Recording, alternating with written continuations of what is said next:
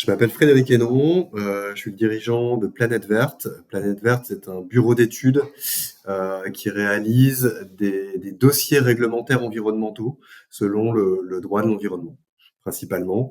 Ça représente deux expertises, donc une expertise purement réglementaire sur le droit de l'environnement et une expertise écologique qui est plus liée à la connaissance et aux inventaires des différents taxons dans la nature. OK, super, merci.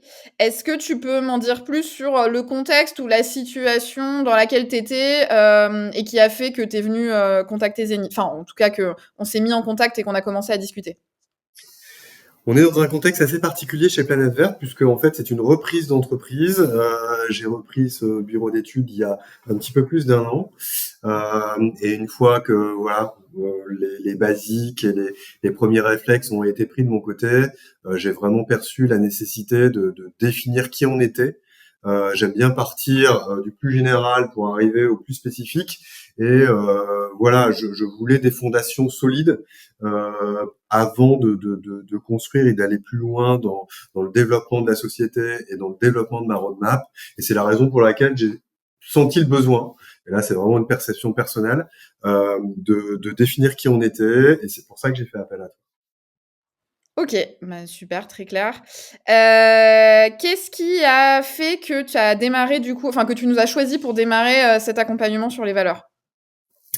Dans un premier temps, il y a un effet réseau parce que effectivement, on s'est mis en contact à travers une personne qu'on connaît tous les deux et que j'apprécie beaucoup. Et je pense que c'est l'intérêt des réseaux aussi de se faire connaître. Évidemment, ça suffit pas. Ça nous a permis effectivement d'avoir un premier échange tous les deux. Et puis clairement, ton profil m'a plu. J'ai trouvé ton approche structurée et professionnelle. Et c'est la raison pour laquelle j'ai choisi de me lancer dans cette aventure avec toi. OK, super. Imaginons que tu devais expliquer ce qu'on a fait à un autre dirigeant, comment tu lui décrirais l'accompagnement? Alors, on démarre avec une intention de participation à un séminaire pour définir qui on est, donc notre vision, notre raison d'être, nos valeurs. On mésestime souvent, et c'est ce qu'on a fait ensemble, une phase de préparation assez importante pour ces quelques heures de séminaire. Donc, une phase de préparation à la fois individuelle entre le dirigeant et toi, Claire, sur le contexte et pourquoi on a cette démarche. Et puis, ce qui a amené, je pense, beaucoup de qualitatif dans l'analyse, c'est les entretiens avec un échantillon représentatif des collaborateurs qui permet soit d'affirmer ou d'infirmer la perception du dirigeant sur sa société.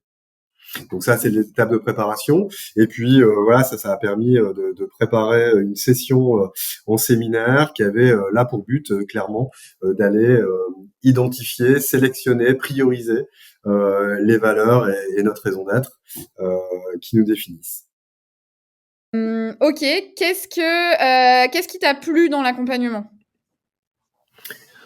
Alors moi j'ai vraiment apprécié le professionnalisme, c'est-à-dire que vraiment on a affaire à à une démarche extrêmement structurée euh, qui laisse pas trop de doute à l'à peu près ou aux approximations. Donc ce qui m'a bien plu, c'est ta démarche et la méthodologie extrêmement structurée. Ça permet de pas faire de l'à peu près ou de ne pas élaborer des scénarios improbables, des perceptions, etc.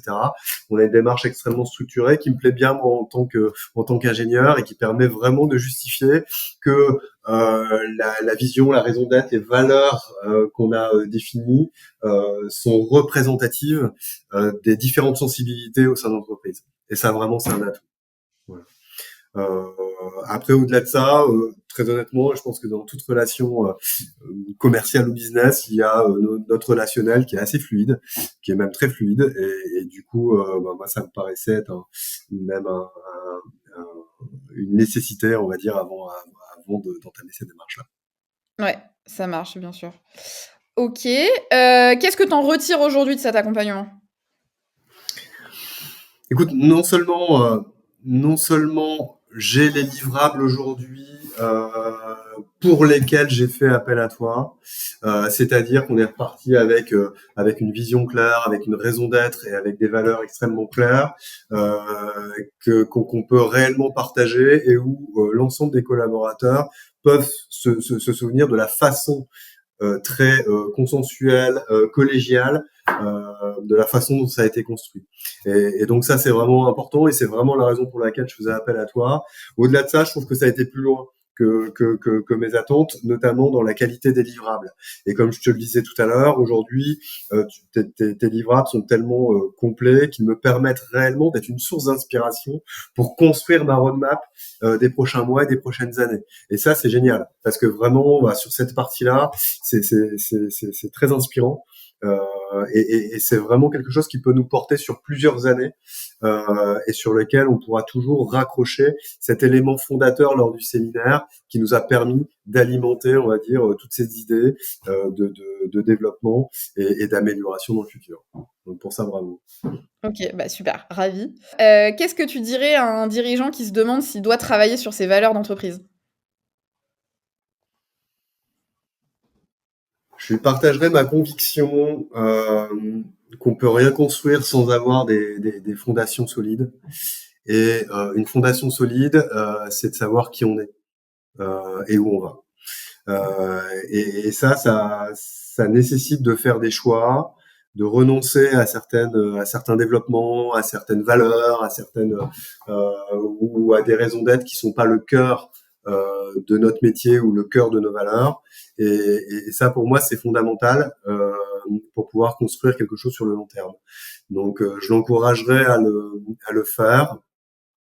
J'ai envie de dire d'autant plus que souvent, ce qui peut freiner un jeune entrepreneur ou un repreneur d'entreprise ou toute entreprise d'une manière générale, c'est sûrement l'aspect budgétaire. Et sur cet aspect-là, on est quand même extrêmement bien accompagné par les organismes de formation qui portent tout ou partie du coût de cet accompagnement-là et que ça donne encore moins de raisons de s'en priver. Ouais, effectivement, effectivement. Et tu rajouterais quoi si c'est un dirigeant qui, se pose la question de le faire avec Zénith ou pas?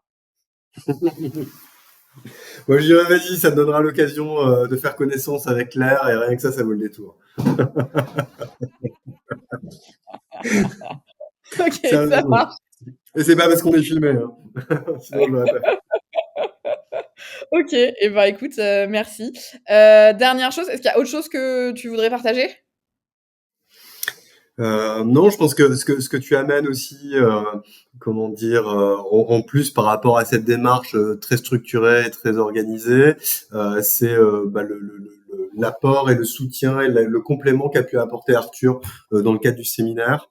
Et ça donne justement un bon équilibre entre cet aspect très méthodologique et très rationnel des choses, très analytique même, avec une dimension plus psychologue entre guillemets qui amène de la compréhension en fait aux mécanismes humains qui parfois nous échappent, même souvent d'ailleurs. Et j'ai bien aimé cet équilibre-là. Je pense qu'il est nécessaire. Il faut même pas hésiter à le développer en apportant en fait des clés de compréhension lors du séminaire. Pas qu'aux dirigeants, mais aussi aux collaborateurs et qui nous permettent de comprendre ces dynamiques internes qui souvent nous échappent. Et je pense que cet apport, il est vraiment très intéressant. Faut pas le minimiser. Il faut même vraisemblablement le développer dans votre approche.